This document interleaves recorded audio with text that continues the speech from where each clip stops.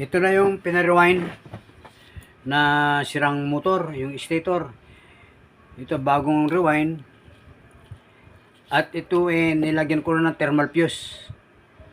Pagka bagong rewind kasi walang thermal fuse Nilagyan ko na, ayan. Ito yung square. Yung itim na yan. Mapapanood nyo yung paglalagay ko ng thermal fuse dito doon sa isang video ko na hindi ko pa na i-upload, abangan nyo na lang. At yun ay 16 minutes lang.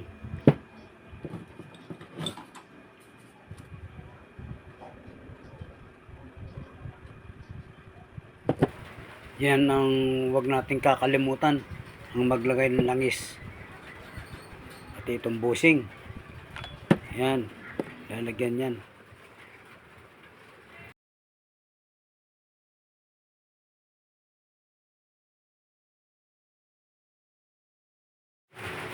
Yung position ng wire dito ang mahalaga.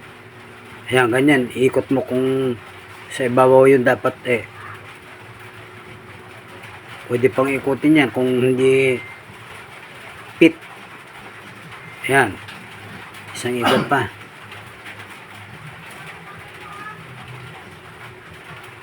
Kailangan yung mga wire shoot dito sa slot nitong cover Ayan nakashoot yung wire na yan.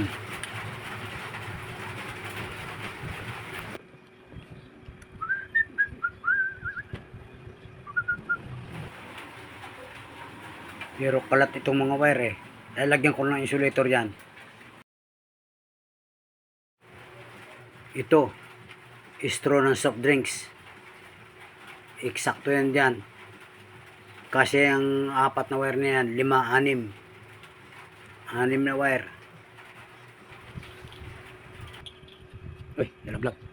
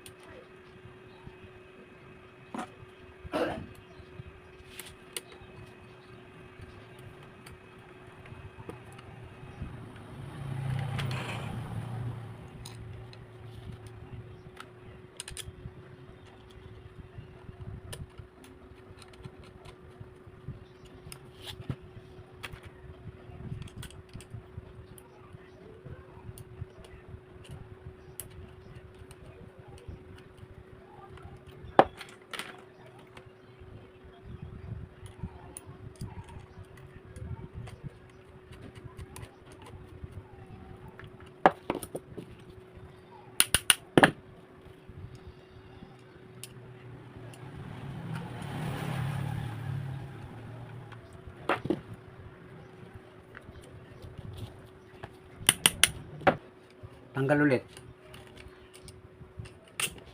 Makapalang spacer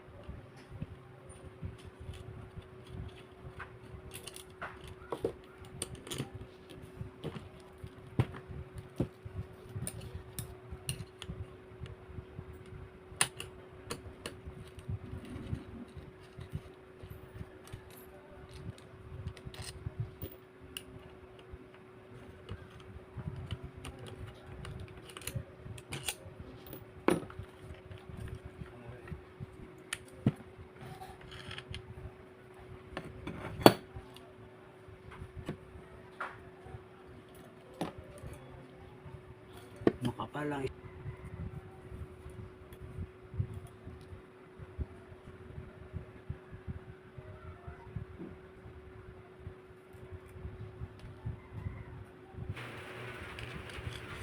binawasan ko ng spacer, sumikip siguro itong bakal na stator medyo manipis yung bakal.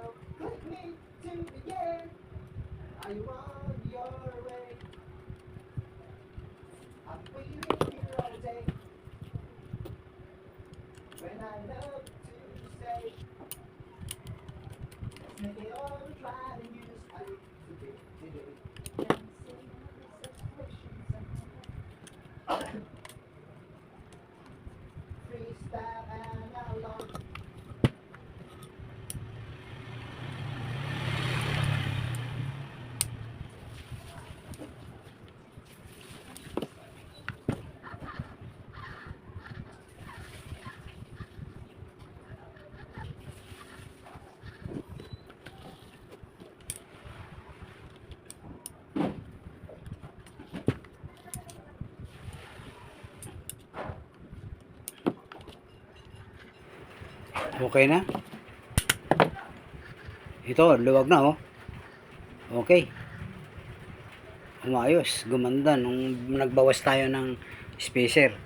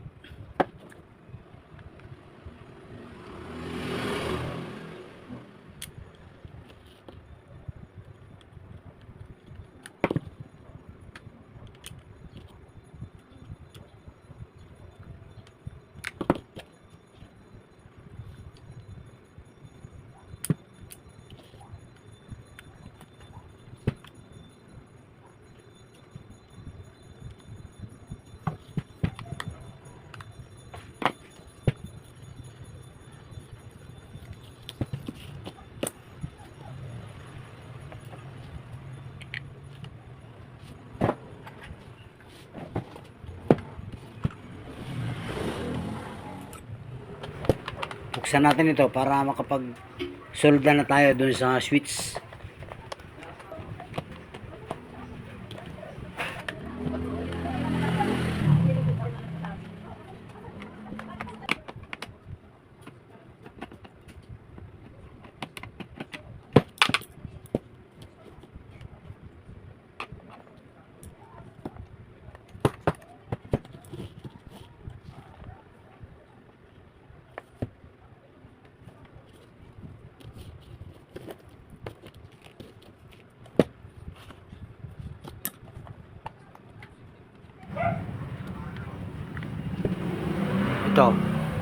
Itong insulator nito ibabalik ko yan, ipapasok ko itong bagong wire para hindi siya ganyang kalat.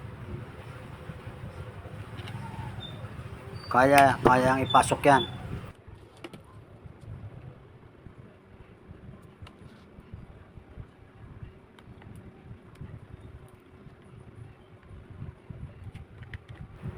Oh, di ba? Pasok. Nilagyan ko ng tape ang dulo niyan para sama-sama yung dulo. May papasok mo yan dyan sa tube na yan. Mahalaga itong black na tube na ito kasi ito ang magsisilbing pang-unite sa mga kalat na wire.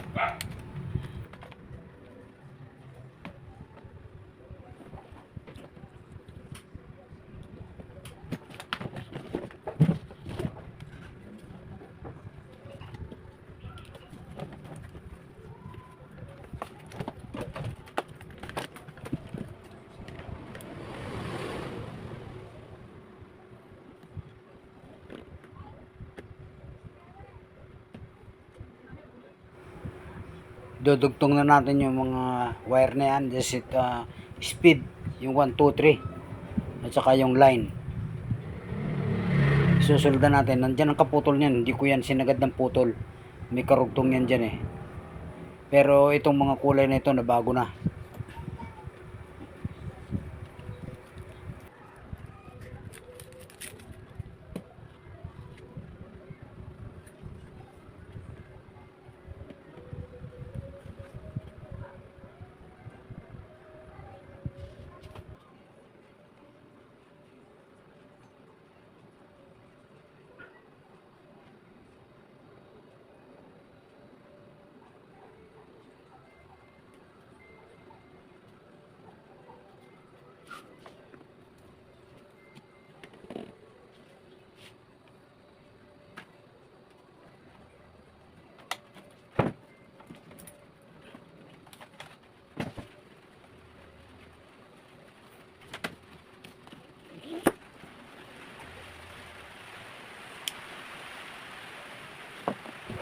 Bawat wire, lagyan natin ng ano, shrinkable tube.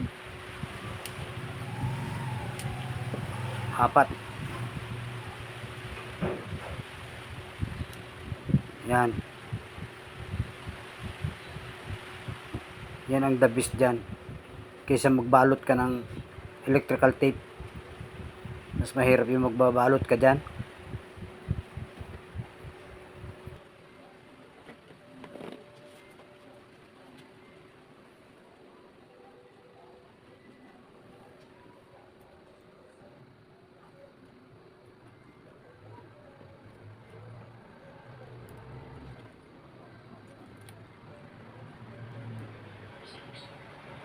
Ito yung line. Ito yung green. Nandito yung fuse.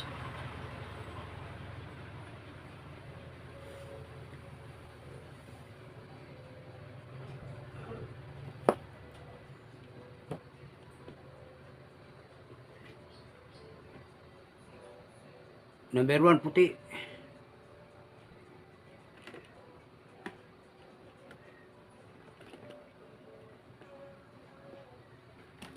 Ano yung number 1? Number 1 ito. Ang number 1 niya rito, blue. Dito, ang number 1, blue. Yun yung blue.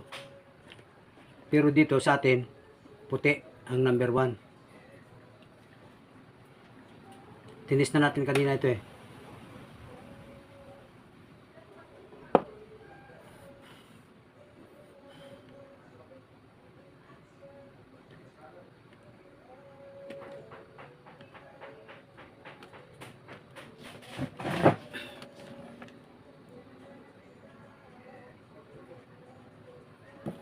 May sabit. Bigay natin yung sabit niya para mabaluktot.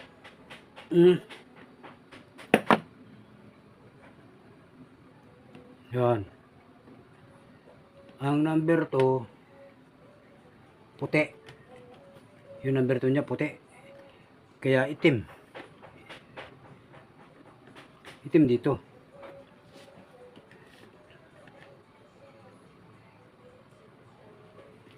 Nagbago eh. Dito sa pindutan, hindi na yun ang kulay niya.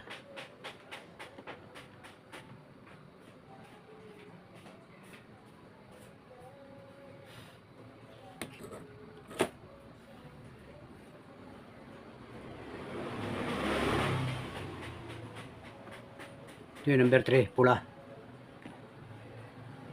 Okay, ang number 3 niya pula.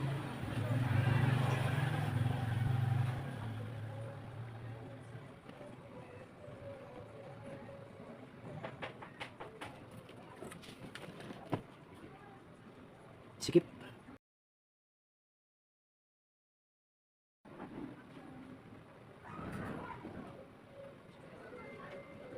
Kinapos ng konti yung wire.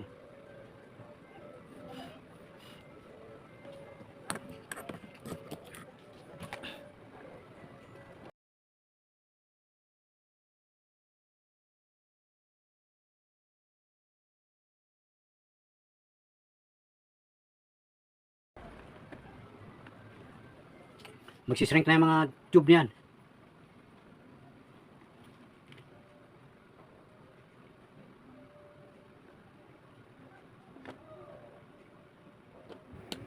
Pinapainitan ko yung mga tube para mag-shrink.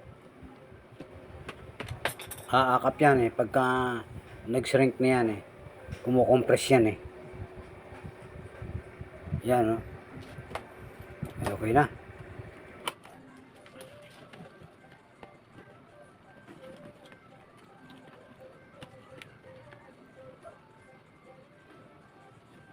Takipan na natin.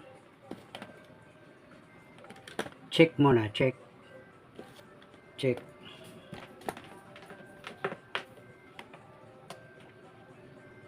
Check muna bago kuberan. Dito ang check sa plug niya dito. Sa plug.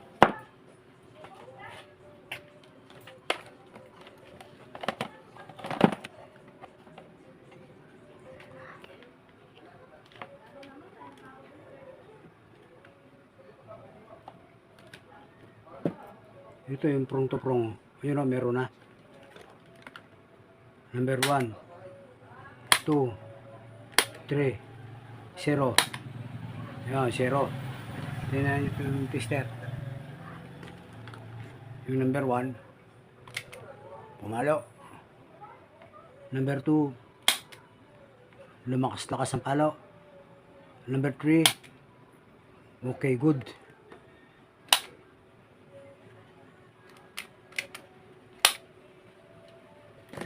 Okay, kala ko nasira eh. Ito pala itong isang line. Ito. Nabunot. Nabunot doon. Yan, kanina bunot. Baka nga yung iba nabunot na rin eh. Okay. Pwede nang i-coveran. Okay na eh. Pero sayang, natanggal ko yung strap dito. Kung kailan ko natanggal, saka naman nakita kong ano pala yun, okay na. Uy. Ito na lang. Itong twist. Ano tawag dito sa cable twist?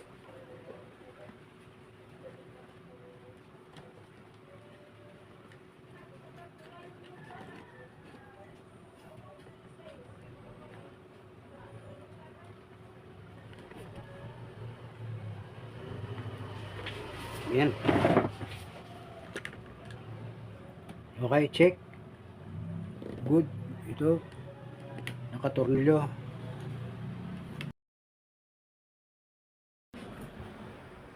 Lalagyan ko na ng kapasitor. Ito. Naihinan ko na rin.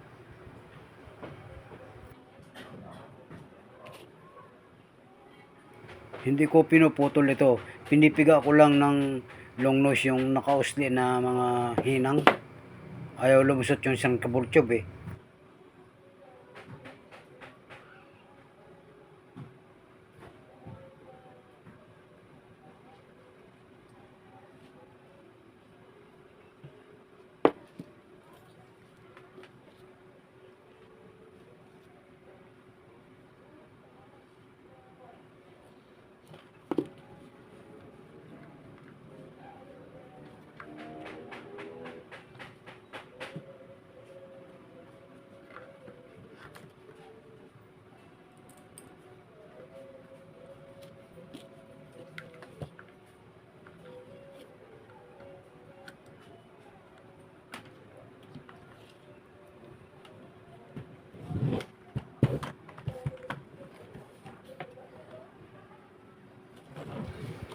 Okay na, nakapwesto na lahat. Ito na lang pin. Itong expanding pin ang papasok ko ngayon. Ayan. Malapit na tayo mag-test kung talagang aandar na yan.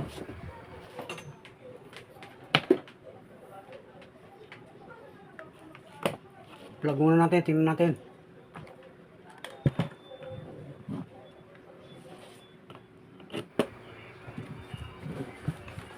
Ito yung ating final test. Number 1. Ayun. Ayan o. Diba? Nagsuswing na siya eh. Okay. Number 2. Ang tahimik. 3. Maganda ang swing niya. Mabilis. Tingnan natin kung may init. Wala. Malamig. Malamig.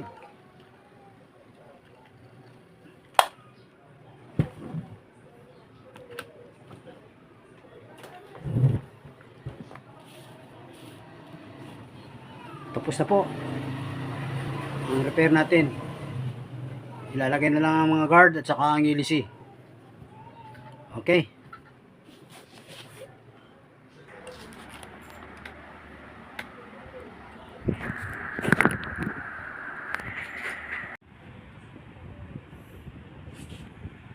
Ngayon lang ako naka-repair ng ganito. Brand. Black. Yan, black. Maraming salamat mga idol. Sana huwag kayong magsawa na sumubaybay sa aking content. At sana po ay kayo ay makapanood ng hanggang sa dulo lagi. Please subscribe at saka share po. Ang mahalaga po ay may comment. Nakikita ko kung tama o mali ang aking gawa. Thank you.